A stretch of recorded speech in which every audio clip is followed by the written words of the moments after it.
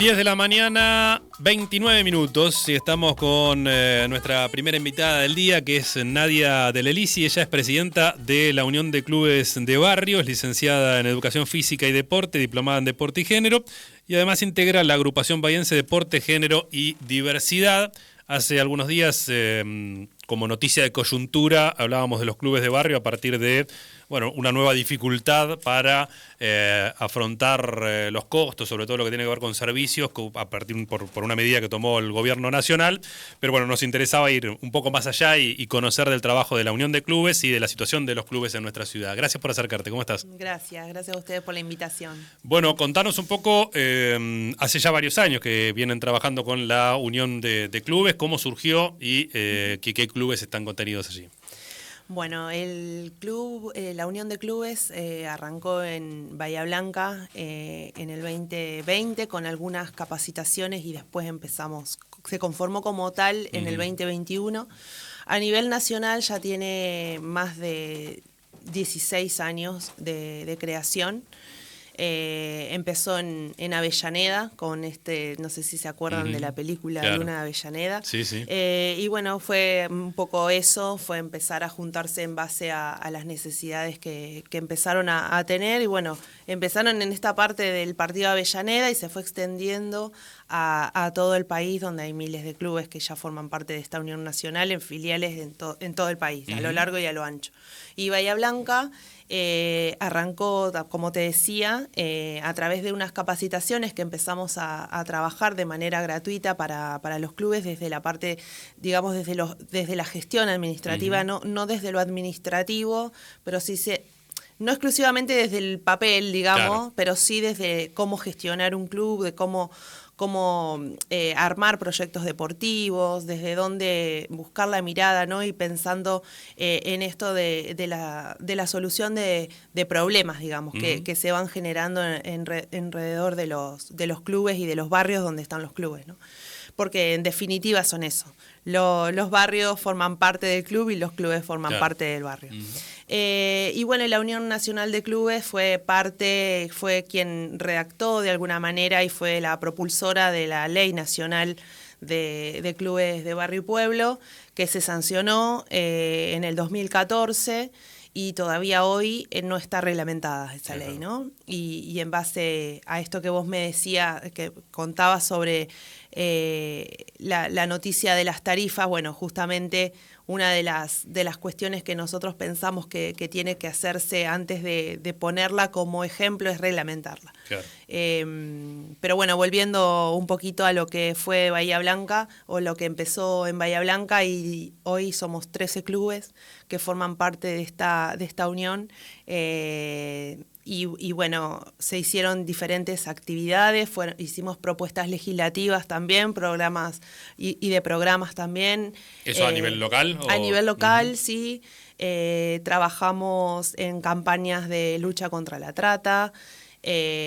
También, bueno, formamos esto que te decía, un grupo importante donde también otros clubes que no forman parte de la unión se sumaron para presentar un proyecto sobre fondo para los clubes de barrio, un fondo económico que prevé, es toda una política pública que prevé de alguna manera la distribución de los recursos del Estado de la mejor manera y la manera más equitativa en los clubes de Bahía Blanca. Y bueno, eso lo presentamos con el gobierno anterior. Y bueno, y estamos esperando que le den curso a ese expediente y a ese pedido que fue de varias instituciones de la ciudad. Para dimensionar mejor específicamente de qué tipo de club estamos hablando, ¿hay una definición que tiene que ver con la cantidad de socios o con algún otro condimento más de la institución para encuadrar dentro de esa definición? El primer requisito es que tengan entre 50 y 2.000 socios y socias cada club. Eso es considerado un club de barrio y pueblo en base a esta ley que te contaba, que es la 27098.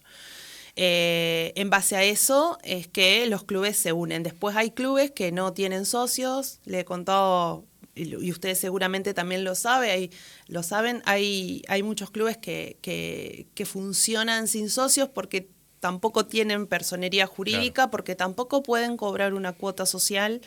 Entonces tiene más que ver con una acción voluntaria, porque también el club no es solamente una cuestión administrativa o de papeles, sino de acción, de actitud, claro, y de contención, y por eso es que lo vemos desde ese lugar como por eso rechazamos estas medidas, ¿no? Por todo el trabajo que hacen los clubes, los que tengan y los que no tengan esta personería jurídica en relación a las infancias, a los pibes, a las pibas en los barrios.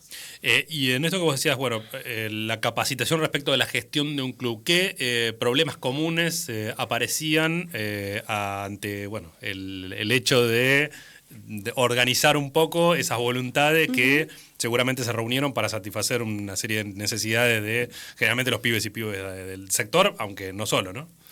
Vos decís cuando armábamos las capacitaciones. Pensando en lo que hoy, digo, también en la actualidad, más allá de pagar las tarifas, ¿cuáles son las dificultades, las problemáticas propias de los clubes de barrio? Hay una situación que les pasa a los clubes en general que es como una dualidad. Por un lado es esta necesidad de tener un acompañamiento de parte del Estado, pero donde no cumplís todos los requisitos para que el Estado te pueda ayudar.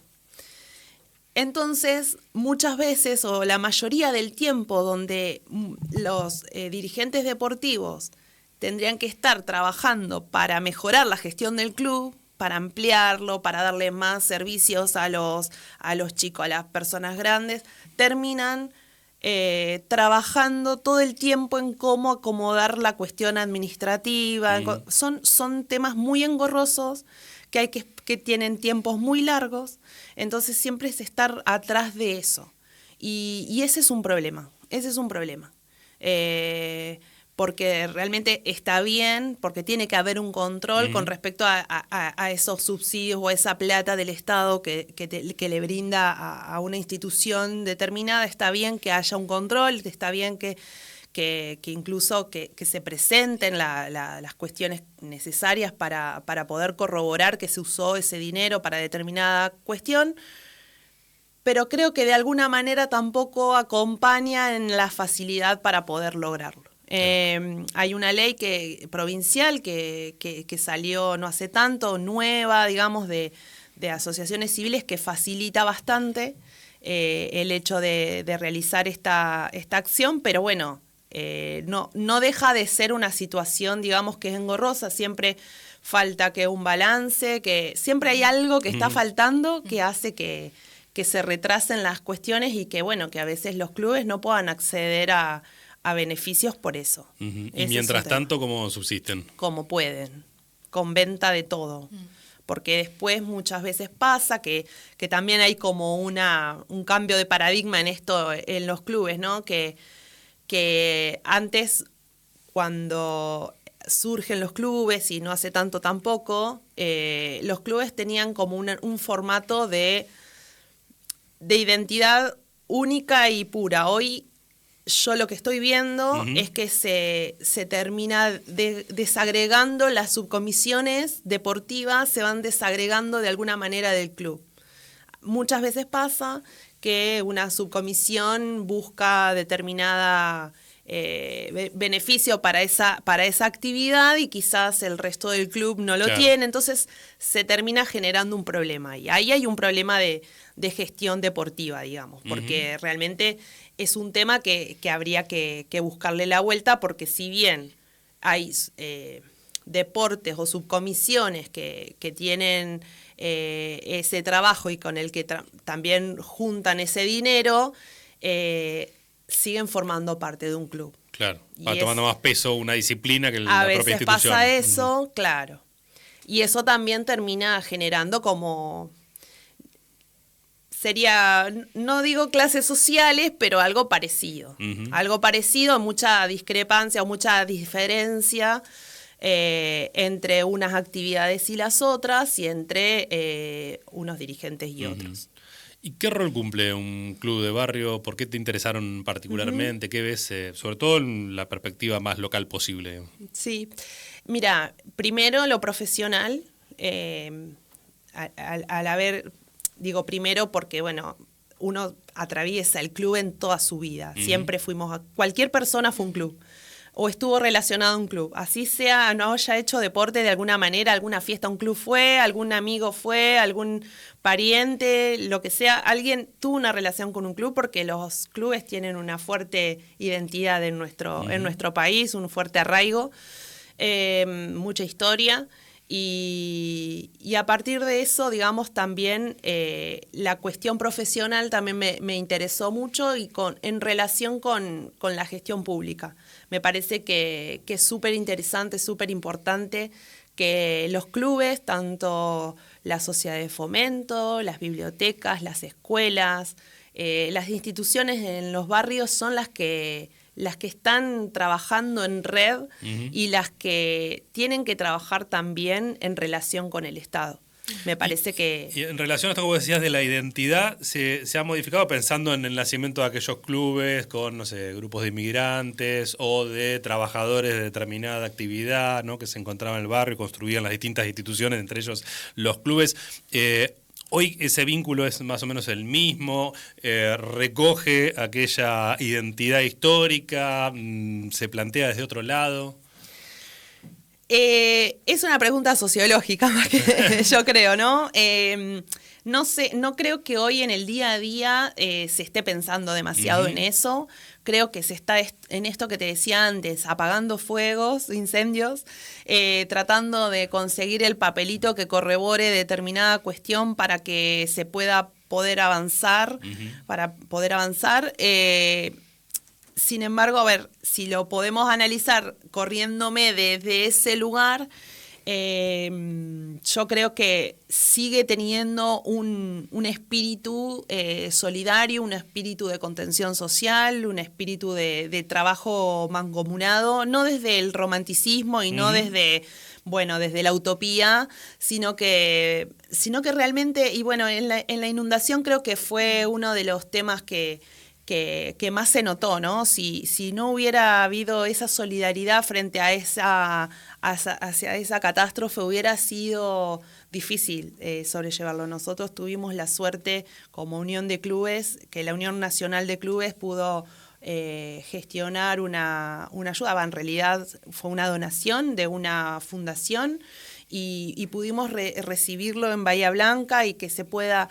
Y si eso no estaba, no sé cómo hubiera sido, o si podemos pensar en cómo hubiera sido, que hubiera sido catastrófico realmente, ¿no? Porque ¿Eso en relación a las propias instituciones o a las comunidades que concurren a esos clubes? Las dos cosas se mimetizan.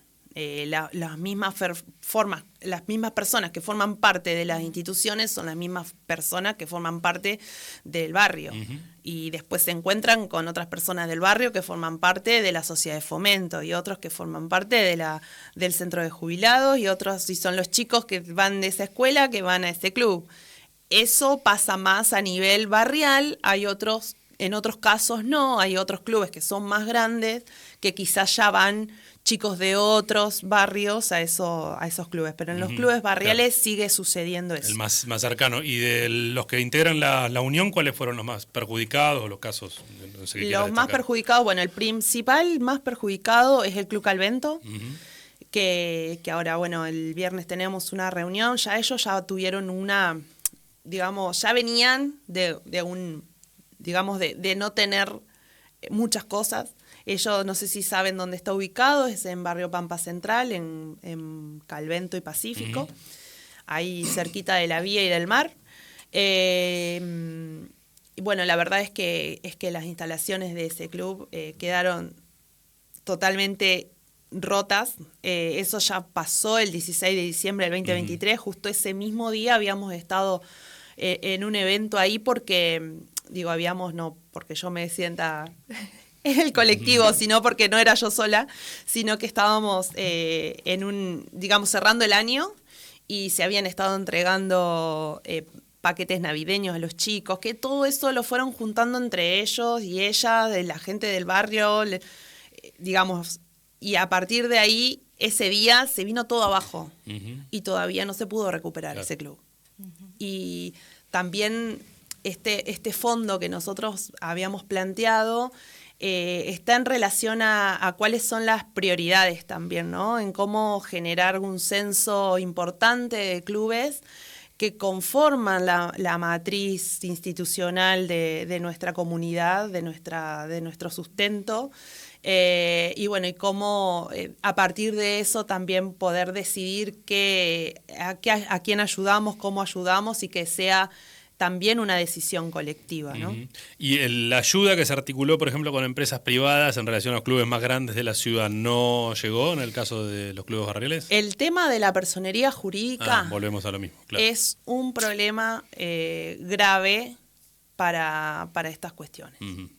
Están escuchando a Nadia Del Elisi, que es presidenta de la Unión de Clubes Barriales. No, yo quería preguntarte, Nadia, por esto mismo que mencionabas del tema de la inundación, porque se dio eso que es como medio automático, ¿no? Pasa algo, la gente recurre principalmente ahí en el barrio, se acerca a los clubes y demás. Creo que ya lo respondiste un poco eso. Pero también quería preguntarte respecto de cuáles son los números que tienen hoy, de cuántos clubes hay en la ciudad, cuántos son los que no tienen quizás los números que manejan esa personería jurídica, como para tener una dimensión.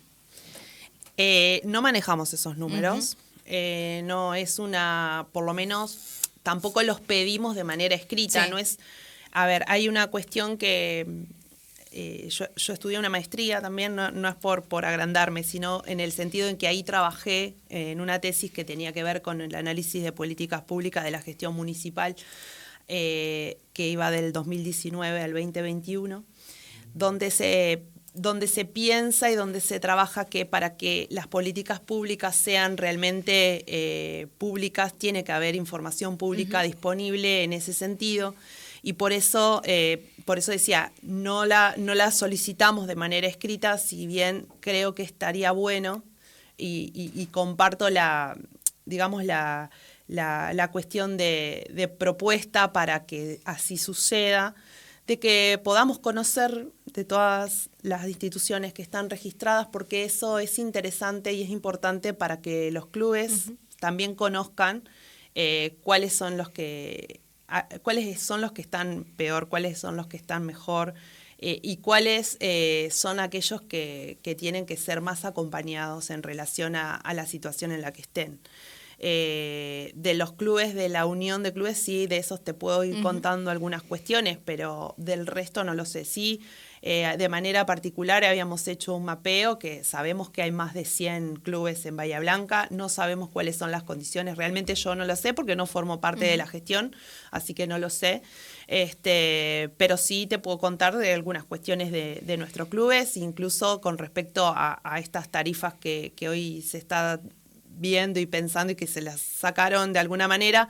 La mayoría de los clubes que incluso teniendo personería jurídica no tienen ningún tipo de descuento en las tarifas. Menciónalos. ¿Cuáles son los clubes? Sí. Bueno, tenemos el Club Calvento, como te decía, el Club Maldonado, de fútbol, el Club Velocidad y Resistencia, La Armonía, Pacífico, Villa Muñiz, Villa Recia, Club Villa Harding Green, 9 de Julio, Argentino, el de básquet, Leones y Estrella de Oro. Esos son los clubes que conforman la Unión de Clubes. ¿Qué resultados obtuviste en esa maestría cuando analizaste las políticas públicas? Hasta 2019 dijiste en ese caso. Fue de 2019 a 2021. Hasta 2021, o sea, sí. Estamos hablando de la gestión de Gay. Sí. Y el subsecretario en ese momento formaba parte de políticas sociales, deporte, y era Bernardo Stortoni, era el subsecretario. Claro, que venía ya de una gestión anterior, además, ¿no? Claro, sí. Yo analicé solamente eso. Resultados en cuanto a qué. Tus conclusiones. Vos recién planteabas la hipótesis, la pregunta respecto a esas políticas públicas. Bueno, la principal es que no se planifica. Principalmente es eso. Y eso también, a ver, obviamente que cuando vos planificás siempre va a haber cuestiones que no vas a poder, o sea, las vas a tener que ir rediseñando, replanificando, repensando. Pero sí hay cuestiones que te ayudan a prevenir un montón de situaciones no catástrofes quizás, hay que pensarlas igual y más ahora. Claro. Pero sí las catástrofes y estas cuestiones tienen que estar ya planificadas hoy. Después, bueno, tiene que ver con esto de la información pública. Esa era otra de las cuestiones. A mí me costó muchísimo llegar a poder conocer datos para poder investigar. Cuestiones que tienen que ver con la profesionalización de la administración pública. Eso va de la mano con la planificación de políticas públicas. O sea, por ejemplo, que en el área de deporte haya gente capacitada específicamente en gestión o en deporte, y en planificación de políticas públicas, empezar en tener, por ejemplo, una de las cuestiones que más me costó, por ejemplo, es saber cuáles eran los programas que tenían o que llevaban a cabo. Claro. Bueno. Eso era algo muy difícil, que eso por lo menos lo pude trabajar a través de una entrevista que le hice en ese caso al subsecretario, que fue muy amable realmente conmigo para poder responderla. Después hice una encuesta, porque después si quieren se las puedo pasar, por supuesto, está publicada igual, es de Flaxo, está publicada. Encuesta a la población, porque eso es otro de las cuestiones que nos pasa en la sociedad cuando elegimos a las personas que nos van a representar. No nos preguntan qué queremos o qué nos pasa o qué problemas tenemos. Es como que... Elemental, ¿no? Yo creo que si vos querés representar a alguien, por lo menos saber qué... Sí, incluso no es solamente la representación, no es, por lo menos desde donde yo la veo, no es una cuestión de jerarquía, sino una cuestión de toma de decisiones. Pero la toma de decisiones tiene que estar consensuada con esas personas a las que las representás. Por eso para mí tiene que haber una cuestión de participación constante con la comunidad para la toma de esas decisiones. Y ese es un problema. No se pregunta, no se consulta a la gente qué es lo que realmente les gustaría que suceda. Y la descentralización es un grave problema también. A ver, el hecho de que muchas de las acciones que se llevan a cabo o de los programas muchas veces, no estoy, a ver, por lo menos desde eso que analicé en ese momento, se centralizan en cuestiones, digamos, de geográficas, pasan todas en el centro. Claro. Y eso es un tema que cómo haces para que suceda que los chicos y las chicas de los barrios puedan acceder al deporte como un derecho, ¿no? Bueno, eso lo puedo pensar, en función de la lógica que proponía el gobierno de Gay, tiene cierto sentido, porque me parece que actuó en todas las áreas, ¿no? Más o menos con esa misma perspectiva. Entiendo que no lo estudiaste sistemáticamente, pero ¿qué visión tenés de lo que está pasando actualmente con un intendente que viene de la actividad deportiva, que tiene incluso un programa, un plan de gobierno que en su momento difundió? ¿Qué experiencia han tenido, digamos, o qué ves vos de lo que prometió y lo que está haciendo? Va a ser, o sea, es una opinión personal, no tiene que ver con un análisis de una tesis como fue en el otro caso. Entonces ahí hay una disparidad. Es más la experiencia. Claro. Mirá, yo creo que frente a estos dos eventos catastróficos que tuvimos, la respuesta fue inmediata. Creo que fue acompañando a los diferentes, no solamente a los clubes, sino también a deportistas. Sigo pensando de manera muy honesta que hace falta masificar el deporte, donde todas las chicas y los chicos participen.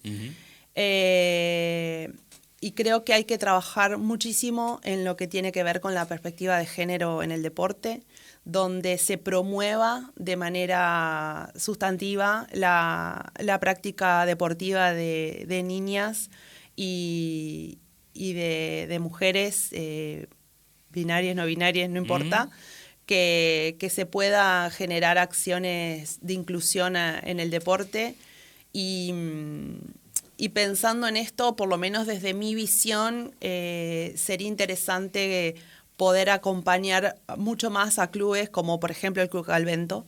Creo que por eso digo, es una postura personal, ideológica, política, de que las personas que están más vulneradas en sus derechos son las que más hay que acompañar y ayudar. Eso no significa desatender el resto, pero sí acompañar mucho más a esto, porque también no es solamente la falta de acompañamiento en el club, porque el club no tiene las instalaciones en orden, condiciones, sino que eso va a suceder también en la escuela, va a suceder en las otras instituciones que están alrededor, ¿no? Eso pasa. Uh-huh. Pero bueno, hay cuestiones para seguir trabajando ahí. Respecto a lo que decías de la perspectiva de género, uh-huh. ¿En qué se avanzó y qué sigue habiendo como problemática en el funcionamiento habitual de los clubes? Pensamos en las disciplinas de las chicas, en detrimentos de horarios, disponibilidad de espacios, en eso, ¿en qué otras cosas? Bueno, hace poquito también me gusta estudiar, así que sigo estudiando, estoy justo haciendo otra maestría en género. Y ahí trabajé en el primer seminario, por eso te lo traigo a la mesa, una encuesta a mujeres futbolistas que forman parte, digamos, de las primeras de la Liga del Sur. Uh-huh. Bueno, ahí todavía no la publiqué a esa, pero ahí salen un montón de datos con respecto a las diferencias, a la disparidad y a la inequidad por ser mujeres uh-huh. que existe en el fútbol femenino. Esto pasa también en el básquet, pasa lo mismo, en casi todos los deportes pasa lo mismo, donde obviamente la construcción androcéntrica que tiene el deporte hace que si lo pensamos desde la historia, desde cómo surgen los clubes, que siempre era el varón que salía del trabajo y se iba al club y se juntaba con sus amigos y tomaban, no sé, algún vermú, lo que sea, y ellos eran los que administraban, gestionaban el club. Y las mujeres cuando aparecían era para armar alguna ensaladita o porque iban a vender algo, atender la cantina. O si había reuniones de padres, decían de padre, pero van las madres. Bueno, esas cuestiones todavía siguen existiendo. Todavía hay, en Bahía Blanca tenemos solamente 4 mujeres presidentas de clubes, de las cuales 3 forman parte de la Unión de Clubes, con mucho orgullo lo decimos. El resto son todos varones. Y nosotros tenemos una ley a nivel nacional donde, por ejemplo, para las comisiones directivas, que forma parte de los requisitos, digamos, para tener personería jurídica, tiene que haber un 20% de mujeres dentro de esas comisiones directivas.